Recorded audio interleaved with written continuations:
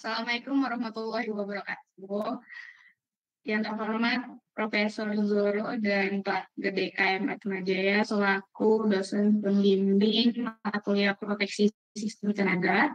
Baik, di sini kami dari kelompok 5 akan mempresentasikan hasil dari kuliah lapangan sekaligus UTS sistem proteksi tenaga kami dengan judul teori bola grinding atau rolling spare method, koordinasi isolasi dan jarak lindung Ariester pada Gardu Induk Sukarame, di mana kelompok kami yang terdiri dari yaitu saya sendiri, Pak Yudara Syahrani, terus ada kami Hutan Genainggolan, ada Gabriel Cobat Cicatai, terus ada Zaid dan Ramdhani Pratama, dan ada Majuda Syarif, juga Aldi Deputra.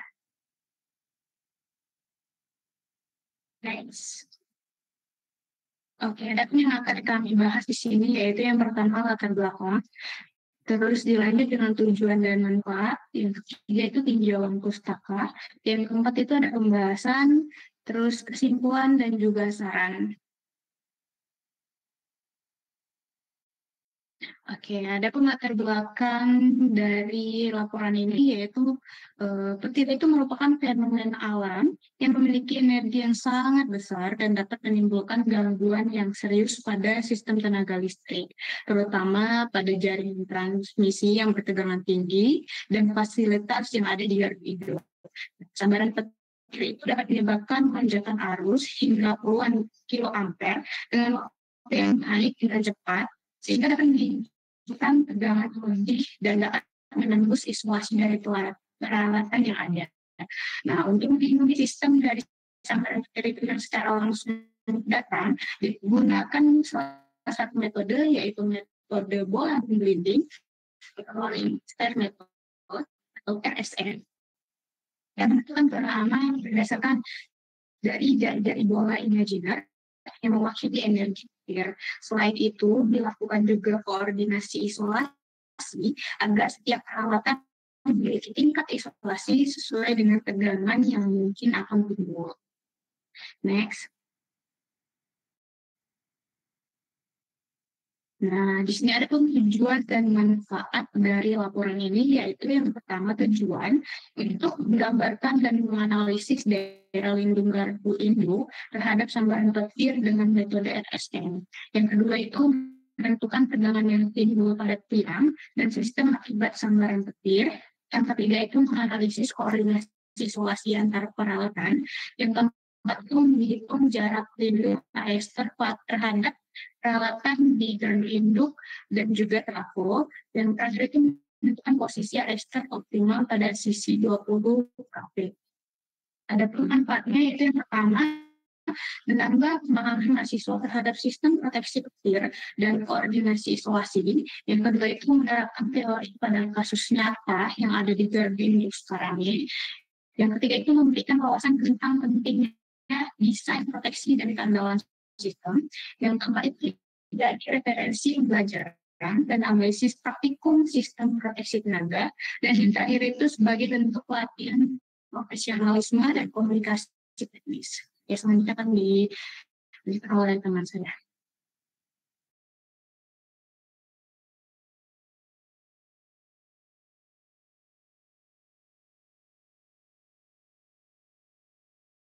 Oke, baik, terima kasih.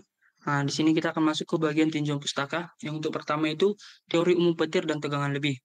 Petir merupakan pelepasan muatan listrik secara tiba-tiba akibat perbedaan potensial besar antara awan dan bumi atau antar awan. Ketika beda potensial mencapai nilai tinggi, udara menjadi terionisasi dan terjadi loncatan listrik. Arus petir dapat mencapai ratusan kilo ampere dan menimbulkan tegangan lebih yang berbahaya bagi sistem tenaga listrik. Tegangan lebih adalah kondisi tegangan melebihi nilai nominal, biasanya disebabkan oleh petir atau proses switching. Tegangan ini dapat menimbulkan tekanan pada isolasi peralatan, sehingga perlu sistem proteksi yang efektif seperti penangkal petir eksternal, surga arrester, dan sistem pentahanan. Next. Bagian kedua itu adalah metode bola menggelinding atau rolling spare method atau RSM. Metode bola menggelinding digunakan untuk menentukan daerah perlindungan dari sistem penangkal petir.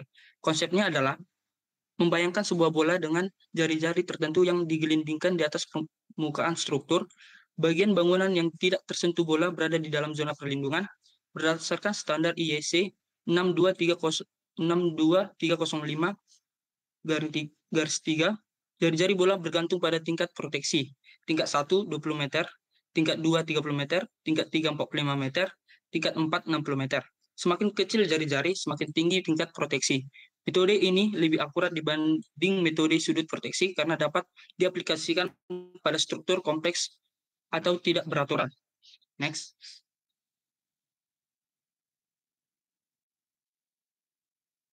Yang bagian ketiga itu adalah tegangan impuls dan flashover pada isolator.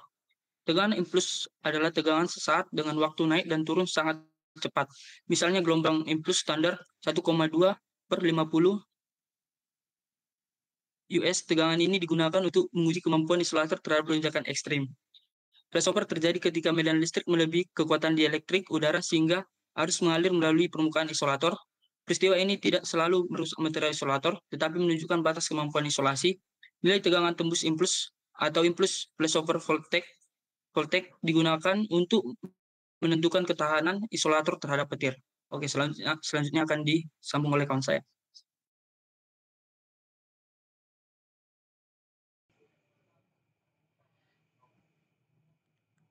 Tinjauan pustaka D. Koordinasi isolasi Insulation Coordination adalah proses menentukan tingkat ketahanan isolasi sistem terhadap tegangan lebih, baik yang bersifat sementara maupun sesaat.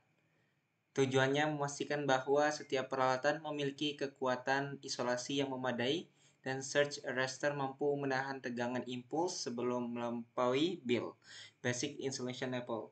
Standar IEC 671-1 dan IEC 671-2 menjadi acuan dalam menentukan BIL dan SIL Switching Impulse Level. Koordinasi isolasi yang baik menjaga kontinuitas operasi, keselamatan, dan efisiensi biaya peralatan tenaga listrik. Arrestor atau surge arrestor berfungsi melindungi sistem dari lonjakan tegangan akibat petir atau switching. Sejarah perkembangan arrestor dimulai dari jenis silikon karbid SiC dan expulsion arrestor, kemudian berkembang menjadi metal oxide varistor MOV yang lebih handal. Jenis arrestor modern meliputi non-gap line arrestor, NGLA tanpa celah eksternal ringan dan tahan cuaca, externally gap line arrestor, EGLA menggabungkan MOV dengan celah udara eksternal aktif hanya saat lonjakan tegang terjadi.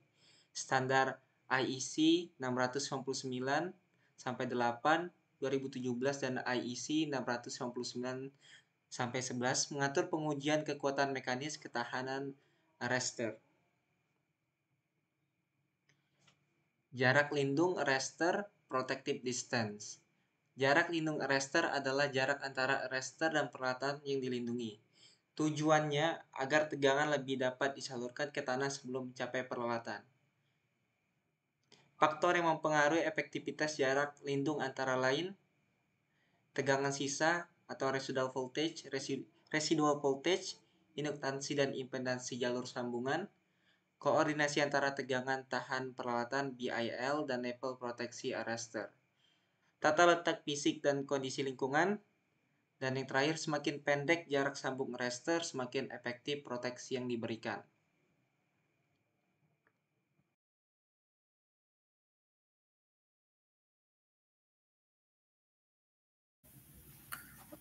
Baik, selanjutnya ada sistem pembumian atau grounding system, di mana berfungsi untuk menyalurkan arus berlebih ke tanah untuk melindungi peralatan dan manusia dari bahaya sengatan listrik. Resistensi pentanahan yang kecil penting untuk menjaga keandalan sistem. Menurut PUIL 2000, tahanan pertanahan adalah total tanahan elektroda dan konduktor pembumian, di mana nilai idealnya adalah kecil sama dengan 1 ohm untuk memastikan arus petir dapat mengalir dengan aman ke tanah. Next. Lalu ada standar proteksi listrik, di mana sistem proteksi listrik dirancang untuk melindungi peralatan dan menjaga kontinuitas penyaluran energi. Prinsip dasarnya adalah keandalan, selektivitas, kecepatan, dan sensitivitas. Standar penting yang meliputi dari proteksi listrik yaitu ada yang pertama ada IEEE STD 242/2001 di mana membahas tentang prinsip desain sistem proteksi industri.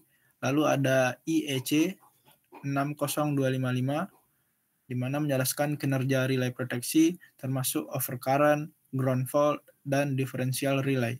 Lalu ada SPLN D30021 tahun 2020 di mana menjelaskan panduan setting proteksi jaringan 20 kV. Nah, penerapan standar ini memastikan sistem proteksi bekerja selektif dan efisien di gardu induk. Next. Lalu di sini ada gambar daerah lindung untuk sambaran langsung pada gardu induk di Sukarame. Yang pertama ada daerah lindung tampak dari samping. Lalu ada daerah lindung tampak dari atas. Lalu ada juga daerah lindung tampak dari atas. Kemudian ada sudut lindung dari Sutami dan Jatimulyo. Kemudian sudut lindung antara Sutami dan Natar. Dan yang terakhir ada gambar sudut lindung transmisi Jatimulyo dan Natar. Oke, next.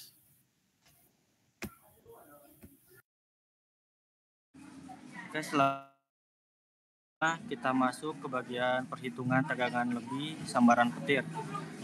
Untuk yang pertama, itu substansi hasil perhitungan dengan probability 50% dan keadaan saat di dalam gardu induk dengan ketinggian 12 meter. Untuk yang pertama itu ada jari-jarinya, di mana di sini diketahui bahwasanya arus puncak petir dalam satuan kiloampere itu sebesar 40. Dan jika kita substitusikan ke dalam rumus R sama dengan 6,7 kali I dipangkat 0,8 menghasilkan nilai sebesar 128,15 meter. Yang berarti petir dengan arus 40 kA, sistem perlindungan ini dapat melindungi area sejauh kurang lebih 128,15 meter secara horizontal dari titik arrester. Lalu yang kedua ada sudut lindung, di mana rumusnya alfa sama dengan sin inverse 1 min H per R. Dengan substitusi H-nya 12 meter dan R di sini 128,15. Menghasilkan sudut 65 derajat yang menunjukkan seberapa luas area yang masih aman dari sambaran langsung petir. Lalu yang ketiga, tegangan puncak pada saat resistansi 10 ohm. V sama dengan R dikali I ditambah L DI per dt. Dan jika kita substitusikan menghasilkan nilai sebesar 493,3 kV. Yang berarti tegangan puncak akibat sambaran petir untuk resistansi tanah sebesar 10 ohm itu sebesar 493,3 kV. Lalu yang keempat ada tegangan puncak pada saat resistansi 2,8 ohm. Dan jika kita substitusikan ke dalam rumus, V sama dengan R kali I ditambah L DI per dt, itu menghasilkan seharusnya nilai sebesar 397,3 kV.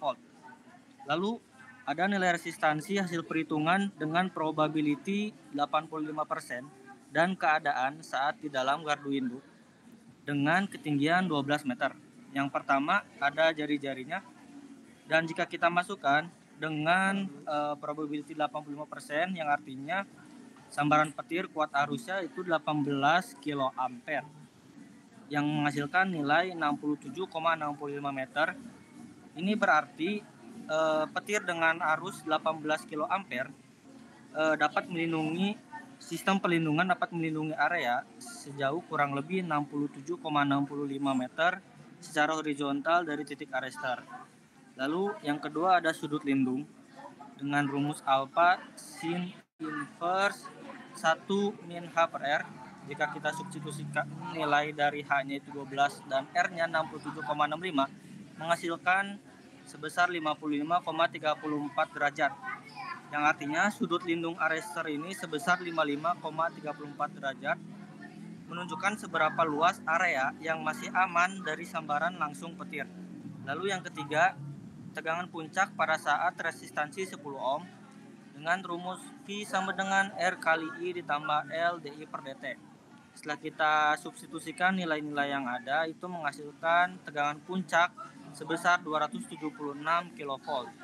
Lalu yang keempat, tegangan puncak pada saat resistansi 2,8 ohm dengan rumus yang sama menghasilkan nilai sebesar 232,8 kV. Next.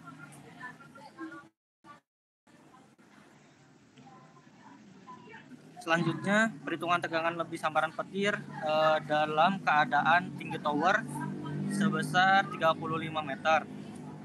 Untuk probability 50%, yang pertama jari-jarinya masih sama, yaitu sekitar 128,15 meter, yang artinya kurang lebih sejauh 128,15 meter itu jarak lindung secara horizontal dari titik arrester.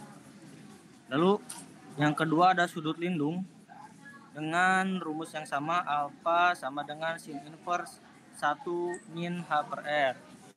Dengan H di sini 35 meter dan R-nya jari-jarinya 128,15 menghasilkan nilai 46,6 derajat yang menunjukkan seberapa luas area yang masih aman dari sambaran langsung petir. Lalu yang ketiga ada tegangan puncak pada saat resistansi 10 ohm dengan rumus V sama dengan R kali I ditambah L dI per dt. Setelah kita substitusikan dengan R sama dengan 10 ohm menghasilkan nilai sebesar 1183,3 kV.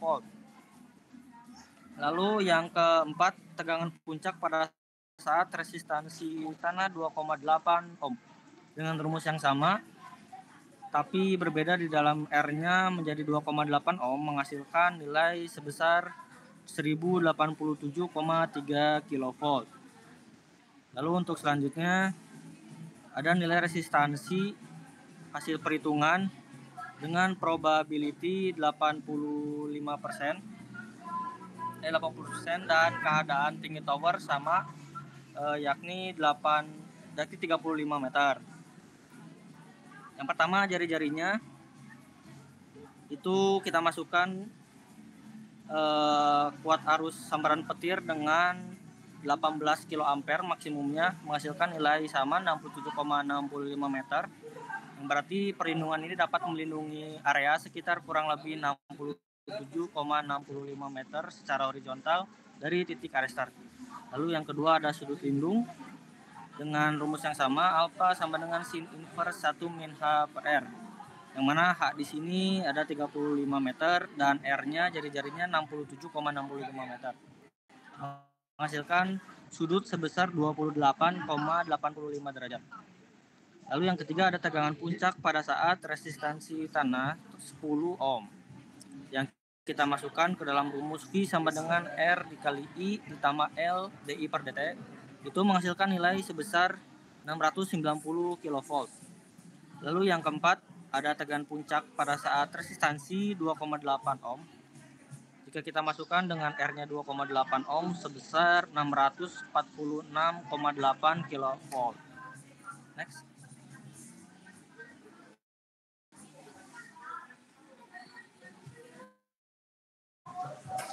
Lalu selanjutnya ada koordinasi isolasi. Koordinasi isolasi ini dilakukan untuk memastikan bahwa tegangan impuls akibat sambaran petir tidak melebihi basic insulation level atau BIL setiap peralatan. Hasil pengukuran menunjukkan bahwa sambaran petir dengan arus 40 kA dan resistansi 10 ohm menghasilkan tegangan puncak sebesar 493,3 kV pada tower setinggi 12 meter. Nilai tersebut masih berada di bawah batas BIL, isolator gardu induk, yang sebesar 650 kV. Sehingga kemungkinan terjadinya flashover dapat terhindarkan.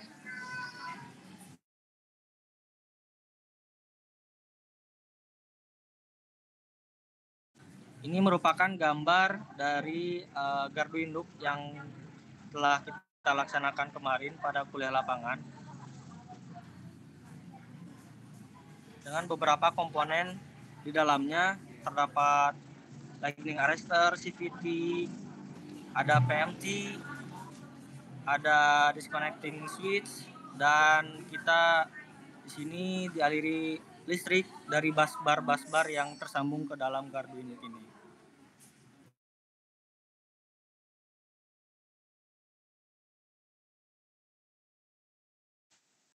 Oke, berikutnya analisis sisi 20 kV trafo dan posisi arrestor. Dari hasil perhitungan teoretis jarak lindung sama dengan UT dikurang UA per 2 kali diferensial U per T dikali V. Terlihat bahwa hasil numerik sangat sensitif terhadap satuan diferensial U per diferensial T dan nilai kecepatan propagasi. Pengembangan lapangan menunjukkan jarak lindung 47 meter.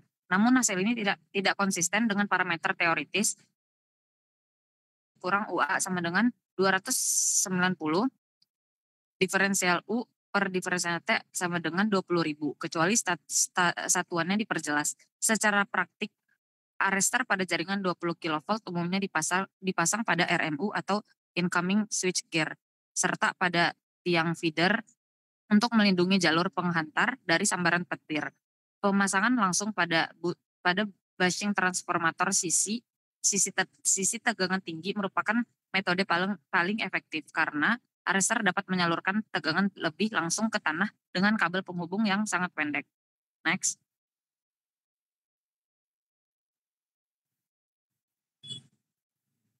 Evaluasi kinerja sistem proteksi. Metode rolling spare menunjukkan sebagian besar area gardu terlindungi, namun bagian trafo masih berpotensi terkena sembaran petir sehingga perlu penyesuaian posisi kawat tanah.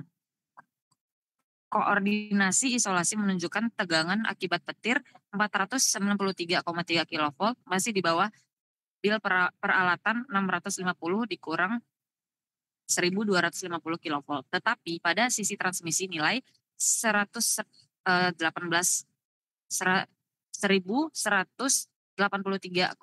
kV melebihi bil sehingga perlu arrestor tambahan.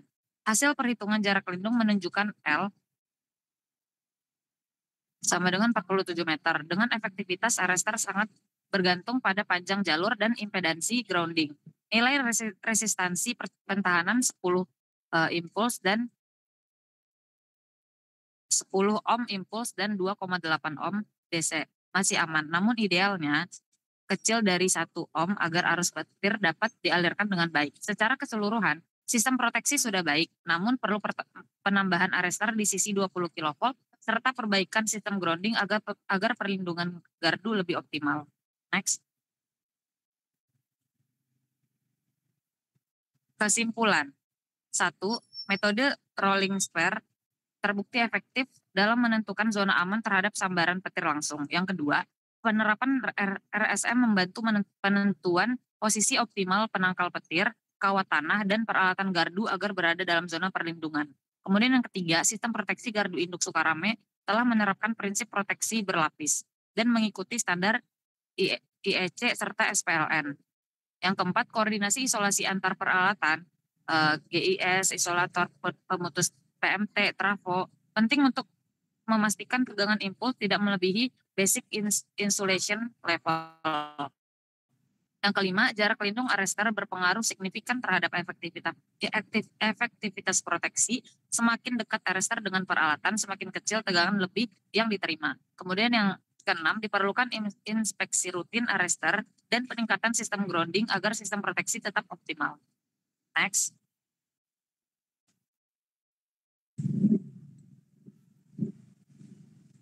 Saran.